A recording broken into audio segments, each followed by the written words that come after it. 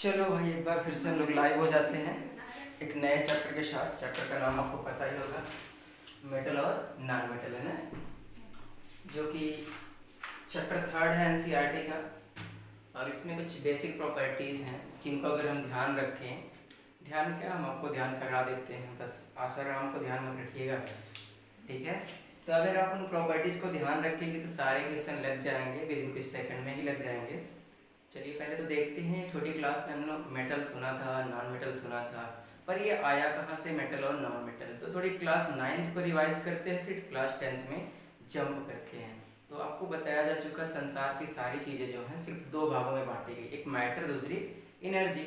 और फिर मैटर को बांटा गया था किसमें, दो पार्ट में ना, प्योर और इम्प्योर मिक्सचर। तो हम लिखते चलते हैं, जो संसार की सभी चीज़ें हैं, वर्ल्ड एवरीथिंग्स, आप ये फ्लो चार्ट से समझेंगे तो ज़्यादा अच्छा होगा। संसार की सभी वस्तुओं को सिर्फ दो ही कैटेगरी में बांटा गया था। पहला था हमारा मैटर, दूसरी थी एनर्जी। अब ये इसे कैसे डिसाइड करेंगे भैया, जो भी चीज़, कुछ भी आपको जो दिख रहा है, जिनके पास अपना मास हो और वो स्पेस घेरते हो, वो सब के सब आ जाएंगे मैटर में। बाकी जो कुछ बच जाती है, जिन्हें आप फील करते हैं पर उन्हें वजन नहीं कर पाते, कितना ग्राम है, जैसे मैं बोल रहा हूँ कितना ग्राम मैंने बोला, ये आपको नहीं पता होगा ना। फ्रिक्वेंसी पता होगी पर कितना ग्राम बोला तो ये आपको नहीं पता। क्यों? क्योंकि जो मैं बोल रहा हूँ ये एक एनर्जी है। साउंड क्या है? एक एनर्जी है। जो आपको लाइट दिख रही होगी यहाँ पर, ये भी क्या है? एनर्जी का एक फॉर्म है। तो कुछ चीज़ें ऐसी हैं जो एनर्जी हैं, और बाकी जो बचती हैं जिनका मास है और स्पेस ले रहे हो, सब के सब क्या है? मैटर। जैसे ये मार्कर है, इसका कुछ ना कुछ अपना स्पेस है, कुछ ना कुछ मास होगा, तो ये मैटर की कैटेगरी में आएगा। साथ में अगर हम बात करें सनलाइट की, तो ये कितने ग्राम सनलाइट गिरी पृथ्वी पे, आपको पता तो है नहीं, एक्चुअली इसका मास है ही नहीं ना। तो ऐसी चीज़ें जिनका खुद का मास हो और अपना स्पेस घेरने की कैपेसिटी हो, वॉल्यूम हो, वो मैटर होंगे। बाकी जो चीज़ें बच जाती, कुछ भी होगी, वो सब के सब एनर्जी होंगी। एनर्जी में क्या क्या आप जानते हैं? साउंड एनर्जी जानते हैं, मैकेनिकल एनर्जी जानते हैं, हीट एनर्जी जानते हैं, सोलर एनर्जी जानते हैं। तो इस तरह से आपको ढेर सारी एनर्जी मिली होंगी। लाइट एनर्जी जानते होंगे आप, केमिकल एनर्जी जानते हैं जो बैटरी में होती है, इलेक्ट्रिकल एनर्जी जानते हैं जिससे इलेक्ट्रिसिटी फ्लो होती है। तो ढेर सारी एनर्जी हैं जिन्हें आप क्या करते हैं, जिनका आप पढ़ते हैं, फिजिक्स में भी पढ़ते हैं और भी जगहों पर पढ़ते हैं। फिलहाल हमें केमिस्ट्री में एनर्जी के बारे में ना बात करके मैटर के बारे में बात करना है। मैटर मतलब क्या है? इसको हम सब्सटेंस भी बोलते हैं, सब्सटेंस बोलते हैं, ठीक है, सब्सटेंस। अब इस मैटर को सब्सटेंस बोला क्योंकि वर्ल्ड की सभी चीज़ें क्या है? लगभग लगभग मैटर है। कुछ को छोड़ दिया जाए, जैसे मैंने बता दिया एनर्जी, तो बाकी चीज़ें क्या है? मैटर है। और हमारा जो मैटर होता है या सब्सटेंस होता है, ये सिर्फ दो प्रकार का होता है, आपने पढ़ा होगा। एक होता है आपका प्योर सब्सटेंस, प्योर सब्सटेंस। दूसरा होता है इम्प्योर, फिर आप मिक्सचर कहते हैं ना, मिक्सचर। ये सारी चीज़ें क्लास 9th की है, लेकिन हमें पढ़ना इसको क्लास 10th में है। क्यों हम इसे अप्लाई कर रहे हैं? क्योंकि जो हम पढ़ने वाले, जो छोटा सा पार्ट लेने वाले हैं, वो यहीं कहीं से आया है। पर हमें एक चैप्टर मिल गया तो हमने ध्यान ही नहीं दिया इसका रियल मीनिंग क्या है, ठीक है। चलिए देखते हैं। जैसे मिक्सचर की बात कर लें तो मिक्सचर आपके दो पार्ट में तोड़े गए थे, कौन कौन से? तो अगर आपको याद हो, होमोजीनियस, होमोजीनियस मिक्सचर, और दूसरा आपका हेट्रोजीनियस, ठीक है, हेट्रोजीनियस मिक्सचर। अच्छा, आपको लग रहा होगा इन सब चीज़ों की ज़रूरत क्या है, क्यों हम इसको 10th में पढ़ रहे हैं? इसलिए पढ़ रहे हैं आपको समझ में आए ये हमें मिला कहाँ से, जो टॉपिक हमें पढ़ना है, मेटल नॉन मेटल, ठीक है, ठीक है। ये आपका होमोजेनियस मिक्सचर और हेट्रोजेनियस मिक्सचर। फिर प्योर सब्सटेंस को भी हमने दो पार्ट में तोड़ा था, अगर आपको याद हो तो। प्योर सब्सटेंस को क्या थे? एक आपका एलिमेंट था, दूसरा क्या था? कंपाउंड था। एक आपका एलिमेंट, दूसरा कंपाउंड। देखें, बहुत बेसिक चीज़ों को हमने लिया है ताकि आपको समझ में आसानी से आ जाए। फिर अगर एलिमेंट के बारे में बात करें तो आपको class 10th NCERT chapter number 2 को याद करना होगा। सॉरी, क्लास 10th नहीं, क्लास 8th एनसीईआरटी। एलिमेंट को फिर से हमने 3 पार्ट में तोड़ा था। पहला क्या था? मेटल, दूसरा आपका था नॉन मेटल, मेटल्स, और तीसरा आपका था मेटलॉइड्स। अब आपको मेटलॉइड्स की जो बातें की जाएगी चैप्टर 5th में, पीरियोडिक क्लासिफिकेशन ऑफ एलिमेंट में। इसके लिए मैंने एक ट्रिक बताया था, पूरे पीरियोडिक टेबल में सिर्फ 7 ही मेटलॉइड्स होते हैं। उसके लिए अगर आपको ट्रिक याद हो, आंटी तेरी सब्जी पूरी बासी, सिर्फ 7 मेथड्स होते हैं पूरे पीरियोडिक टेबल में। अगर आप इन्हें बाय ट्रिक याद रखें तो भी ज़्यादा उचित रहेगा, क्योंकि वो सिर्फ कितना ही पूछता है इसमें कौन सा मेथड्स है। तो मेथड्स की एक ट्रिक है, आंटी तेरी सब्जी सब्जी पूरी बासी, ये आपकी ट्रिक है। अगर आप चाहें तो इसे ऐसे ही याद कर सकते हैं, आंटी तेरी सब्जी, इसमें देखिए सा से एसडी है, जी से जर्मेनियम है, पूरी बासी, ठीक है। ये सारे के सारे आपके क्या है, मेटलॉइड्स। अब आपके दिमाग में आएगा सर ये मेटलॉइड्स है क्या, तो ये ऐसे लोग होते हैं जो मेटल प्लस नॉन मेटल दोनों की प्रॉपर्टी को शो करते हैं, मेटल और नॉन मेटल दोनों की प्रॉपर्टी को शो करते, उसको बोलते हैं मेटलॉइड। और अब जो हम लोग बात करने वाले मेटल और नॉन मेटल की, यही हमारा चैप्टर है, मेन चैप्टर है। तो अब आपको समझ में आया होगा कि इस फ्लो चार्ट की जरूरत क्या है, क्योंकि हम एक बीच से एक छोटा सा स्टेप लेके पढ़ रहे हैं, हमको बेसिक नहीं पता था ना एक्चुअल में होता क्या है। तो आप फटाफट स्क्रीनशॉट ले लें, फिर हम आते हैं मेटल और नॉन मेटल पे। हमारा जो ब्रीफ टॉपिक है, ब्रीफली हम उसके बारे में डिस्कस करेंगे, वो होगा मेटल और नॉन मेटल।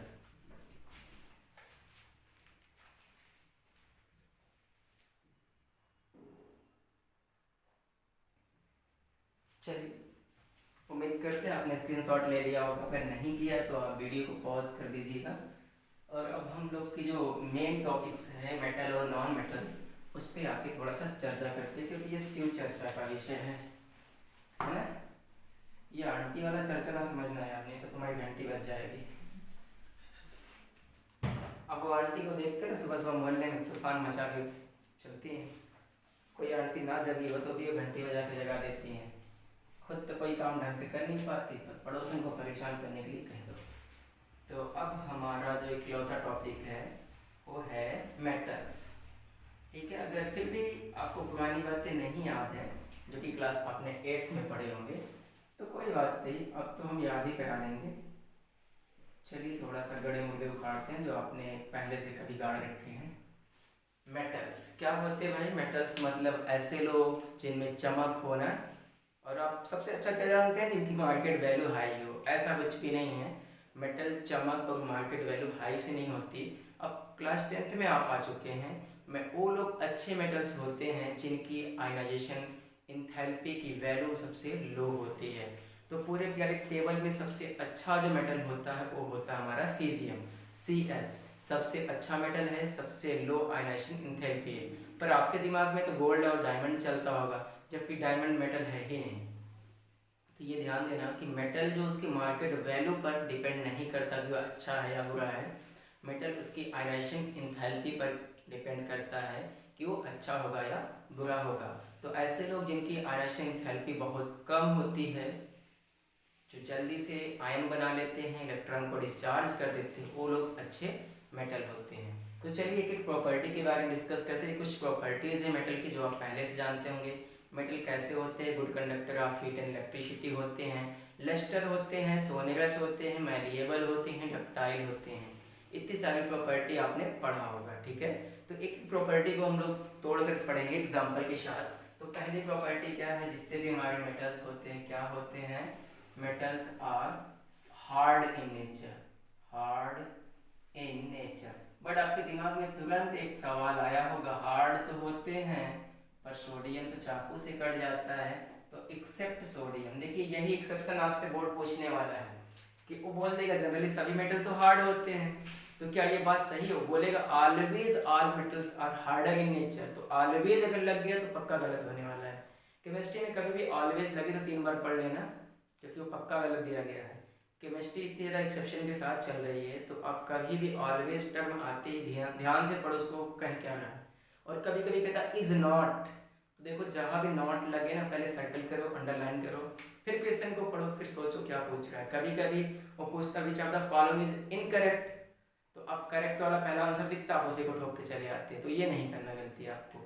जैसे आप बोर्ड में जाते हैं, इनकरेक्ट मिलता है, नॉट मिलता है, ठीक है, रॉन्ग मिलता है, पहले उसे सर्कल करो, फिर चारों ऑप्शन पढ़ो अगर MCQ है, क्योंकि आप एक ही ऑप्शन पढ़ते हैं पहला आंसर आपको जो दिया सही दिया, लेकिन क्वेश्चन के अकॉर्डिंग गलत दिया है, तो आप गलत करके आते हैं।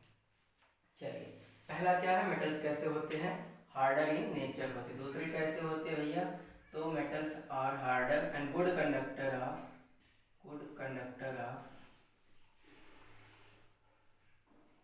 Heat and electricity. चलिए अभी इन सबको हम लोग चेक करेंगे ना, हीट एंड इलेक्ट्रिसिटी। अब इसमें क्वेश्चन आता है सबसे अच्छे जो हीट और इलेक्ट्रिसिटी के कंडक्टर होते हैं हमारा Ag and copper, silver and copper होता है। और बैड कंडक्टर कौन से भैया, लेड और मरकरी, ये दोनों क्या होते हैं, बैड कंडक्टर होते हैं या पुअर कंडक्टर होते हैं, पुअर कंडक्टर, ठीक है। जबकि है क्या, ये मेटल है। देखो एक्सेप्शन फिर आ गया है, सभी मेटल्स क्या होते हैं, good conductor of heat and electricity होते हैं। और उन सारे मेटल्स में सिल्वर और कॉपर ये सबसे अच्छा इलेक्ट्रिसिटी और हीट का कंडक्टर होता है। फिर आपके दिमाग में सवाल आता है, सिल्वर कॉपर में कौन होता है, तो आप सिल्वर को लगाएंगे फिर कॉपर को लगाएंगे, 1 2, ठीक है। अब ये देखिए पीडी और मर्करी, भैया इन मर्करी से एक सवाल आया दिमाग में, ये आपके एनसीईआरटी में दिया गया है कि ऐसे मेटल का नाम बताइए जो कि रूम टेम्परेचर पर लिक्विड में हो। तो मरकरी ही एक ऐसा मेटल है जो कि रूम टेम्परेचर में कैसा होता है, लिक्विड में होता है। और आपने देखा होगा डॉक्टर साहब ने जो थर्मोमीटर यूज़ किया, डिजिटल वाला आ गया है, पहले आपका डिजिटल नहीं था, तो उसमें देखेंगे एक लिक्विड होती है जो ऊपर चढ़ती रहती है टेम्परेचर बढ़ाने के, वो मरकरी ही होती है। एक अच्छी बात क्या है, अगर मरकरी ज़मीन पर गिर जाए आप उसे हाथ से नहीं पकड़ सकते, जैसे आप पकड़ेंगे वो बिखर जाएगी, छोटे छोटे पार्टिकल में टूट जाएगी। पहली बात तो भागेगी, आप जैसे टच करेंगे ना वो भागती रहेगी, आप दौड़ाओगे भागेगी। तो ऐसा एक इंटरेस्टिंग थिंग्स है कि आप गेम खेल सकते हो, पर मरकरी मिलेगी कहाँ, मिलेगी डॉक्टर साहब का थर्मोमीटर लेके तोड़ दो, उन्हीं की टेबल पे तोड़ो, कुछ करेंगे तो नहीं, डांटेंगे बस, ठीक है। तबीयत खराब थी आगे अच्छी होती तो आते नहीं, अगर अच्छी होती तोड़ते नहीं, तो दिमाग का अवसर तोड़ दिया तो फिर कुछ होगा नहीं, थोड़े से आप डांटे जाओगे और कुछ नहीं हो सकता है ना। बहुत कुछ करेंगे, कभी गिलास रख लो, मैं कभी हमें दे दो, फिर ला के तुम्हें दे देंगे नया, जब वापस जाना देना, तुम जाना ही नहीं, ठीक है। चलो इतनी बातें समझ में आई। देखो ये सारे के सारे आपके सीबीएसई बोर्ड के आंसर हैं जितने हैं। सिल्वर क्या है भैया, गुड कंडक्टर है, उससे उसमें भी और कौन है, कॉपर सबसे अच्छा, मतलब ये नहीं कहे कि यही सब करते हैं, पर अच्छे हैं सबसे। लेड और मर्क्यूरी क्या है, बैड या poor conductor of heat and electricity है। दूसरा भैया दूसरी प्रॉपर्टी पे चलते हैं, तीसरी प्रॉपर्टी है, दूसरी नहीं है, ये सब क्या होते हैं, मैलिएबल होते हैं, मैलिएबल इन नेचर होते हैं। अब ये आपको समझ में आए क्या है, देखो भैया मैलिएबल का मतलब इन्हें पीट पीट कर कैसा बदल दें, थिन सीट में कन्वर्ट कर दें, सीट में, ठीक है। थिन सीट मतलब पतली पतली उनकी सीट बना दें पीट पीट के। अच्छी बात क्या है कि आप जितना इसको पीटेंगे ना उतनी ये पतली हो जाएगी, पर ये टूटेगा नहीं। आप देखेंगे कि और जैसे आप ले लो टाइल्स ले लो, मार्बल्स ले लो, इन्हें पीटोगे खट से टूट जाएंगे, ग्लास ले लो तोड़ दोगे, लेकिन जब मेटल को आप पीटोगे टूटेंगे नहीं, वो क्या होंगे, पतली सीट में कन्वर्ट होते चले जाएंगे। पर ध्यान देना कुछ मेटल्स ऐसे होते हैं जो नॉर्मल टेम्परेचर में पीटने पे टूट जाते हैं। अभी आपके दिमाग में सवाल आया होगा, कुछ आयरन्स होते हैं जिसे आप कास्ट आयरन बोलते हैं, जमीन पर से छोड़ो खट से टूट जाते हैं, भाई वो प्योर आयरन नहीं होते हैं, ठीक है। और अगर प्योर आयरन है तो अगर उन्हें आप हीट करके करेंगे तो नहीं होगा, तो कूल करके पीट देंगे तो वो टूट जाता है। तो कुछ मेटल्स ऐसे हैं जो कि ठंडे पे आप पीटेंगे तो फट जाते हैं। आपके घर में टूल्स यूज होते होंगे खेती करने के लिए, जिसे आप फावड़ा कुदार कहते हैं, तो जब आप उसे ले जाते हैं लोहार के यहाँ, वो पीटता है ना, तो वो भी हॉट करके पीटता है, क्यों, ताकि वो क्या हो जाए, फटे ना, पतली चीज़ों में कन्वर्ट हो, तो उनके जो माउथ पार्ट होते हैं पॉइंटेड होते हैं, शार्प हो जाते हैं, जिससे वो यूज करने में सुटेबल होते हैं। चलिए दूसरी तीसरी प्रॉपर्टी भी फिनिश हो गई, हम नंबरिंग कर देते हैं।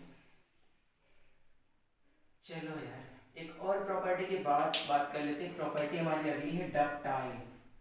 डक्टाइल भैया ये भी एक स्पेशल प्रॉपर्टी है। डक्टाइल का मतलब इसको हम क्या करते हैं, थिन लॉन्ग वायर में कन्वर्ट करते हैं, थिन लॉन्ग वायर में। अभी तक जो हम लोग वायर यूज करते हैं जनरली का आयरन का यूज करते हैं, कॉपर का यूज करते हैं और जिंक का या फिर एल्युमिनियम का यूज करते हैं, जनरली जिंक का भी नहीं यूज करते, एल्युमिनियम का। ये हमारे घरों में यूज होने वाले वायर्स हैं। तो ये भी आपसे पूछा जाता है कि जो हम अपने घरों में वायर यूज करते हैं उस किस मेटल का यूज करते हैं, तो ये हमारा होता है आयरन, कॉपर और एल्युमिनियम का, ठीक है। अगली जो प्रॉपर्टी देखिए, डक्टाइल का मतलब इसमें एक स्पेशल पॉइंट है, आपको लगेगा कि ये थोड़ा सा फैक्ट है। अगर हम 1 ग्राम गोल्ड को ले लें, 1 ग्राम गोल्ड एजी को, तो इससे हम 2 किलोमीटर लंबा वायर बना सकते हैं, ठीक है। 2 किलोमीटर लंबा वायर प्रिपेयर कर सकते हैं 1 ग्राम गोल्ड से। तो सोचो कि कितना ज़्यादा, 1 ग्राम कितना, बहुत छोटा सा अमाउंट होगा। आप खींच करके 2 किलोमीटर लंबा वायर बना सकते हैं, और ये तब तक टूटेगा भी नहीं, ठीक है। जैसे आपने कभी सीगा तैयार किया होगा घर पे, तो उसमें अगर आप थोड़े से स्पून डाल के से खींचो तो तार जैसा खींचता है ना, तो वैसे ही आप गोल्ड के वायर को भी 2 किलोमीटर तक बना सकते हैं 1 ग्राम में। तो आपको थोड़ा थोड़ा ये लगता है जनरल साइंस है, फैक्ट है, तो ये भी आपको ध्यान देना, क्या पता वो पूछ लें कि 1 ग्राम गोल्ड में कितना लंबा वायर बनेगा। और सबसे ज्यादा जो प्रॉपर्टी, सॉरी हमने ये सिंबल गलत लिखा है, बाकी चीजें सही है, AU होता है, AG सिल्वर का सिंबल होता है। तो ये चीज आपसे पूछ सकते हैं 1 ग्राम वायर में कितना, 1 ग्राम गोल्ड में कितना वायर बनेगा, तो 2 किलोमीटर लंबा वायर बनेगा, ठीक है। फिलहाल ऐसा अभी तक पूछा नहीं गया है। मेटल के बारे में हम लास्ट में बात करें, नॉन मेटल के बारे में, पहले इसकी सारी प्रॉपर्टी को पता कर लेते हैं, ठीक है। अगली प्रॉपर्टी क्या होगी हमारी, ये सोनेरस होंगे भैया, सोनेरस होंगे। मतलब कि जब आप इन्हें पीटेंगे, बीट करने पे क्या होगा, ये साउंड प्रोड्यूस करेंगे। कैसा होगा, साउंड प्रोड्यूस करेंगे, ठीक है, साउंड प्रोड्यूस करेंगे। दूसरी बात आपको एक अच्छी बात बताएं, एक मेटल होता है जो कि पीटने पे रोता है। तो कभी कभी पूछता बोर्ड में ना भाई कि ऐसा कौन सा मेटल है जो पीटने पे रोने लगता है, तो भाई टीन होता है, टीन, इसका सिंबल होता है SN, और इसको फॉर्मेट में लिखते हैं टीन। टीन को क्या है, जब आप पीटते हैं ना तो ये चिल्लाता है। तो आपने कभी थाली गिराई होगी तो अजीब सी झंझनाहट सी आवाज आती है ना, वो चिल्लाता रोता, पर आप बेदर्द हैं, क्या करते हैं, धुलते तब भी पटक देते हैं और ला के रास्ते में छोड़ देते हैं। भाई उसे रुलाना मत, ठीक है, क्योंकि उसके पास हैंकी नहीं होती और उसकी मम्मी भी नहीं है, तुम तो उठा लाए दुकान से, अकेला कर दिए बेचारे को तनहा तनहा, ठीक है। इतनी प्रॉपर्टी है। कुछ और प्रॉपर्टी बचती है, देख लेते हैं फिर से। क्या होता है, मैलिएबल होते हैं, डक्टाइल होते हैं, सोनेरस होते हैं, good conductor of heat and electricity होती है, हार्ड इन नेचर होता है, ठीक है। कुछ और भी प्रॉपर्टी बच रही है, चलिए देख लेते हैं। मेरे समझ से तो नहीं बच रही हैं, सारी प्रॉपर्टी खत्म हो गई हैं। तो इन प्रॉपर्टीज के बाद हम बात करेंगे नॉन मेटल की। नॉन मेटल में ये सारी प्रॉपर्टी नहीं होती हैं, पर एक और स्पेशल पॉइंट है जहां से क्वेश्चन बन सकता है कि ग्रेफाइट एक ऐसा मेटल है, सॉरी नॉन मेटल है, ग्रेफाइट एक ऐसा नॉन मेटल है जो कि विच कंडक्ट इलेक्ट्रिसिटी, ठीक है, इलेक्ट्रिसिटी। देखो भाई क्यों, रीजन भी पूछ लेता है। तो एक्चुअली ये कार्बन के आपके 3 एलोट्रॉप थे, क्या था, डायमंड था, ग्रेफाइट था, बकमिनिस्टर, फ्लोरीन था। तो जिसमें सिर्फ डायमंड, ग्रेफाइट ही इलेक्ट्रिसिटी को कंडक्ट कर रहा था, डायमंड नहीं कर रहा था, बकमिनिस्टर, फ्लोरीन नहीं कर रहा था। क्यों, ड्यू टू प्रेजेंस ऑफ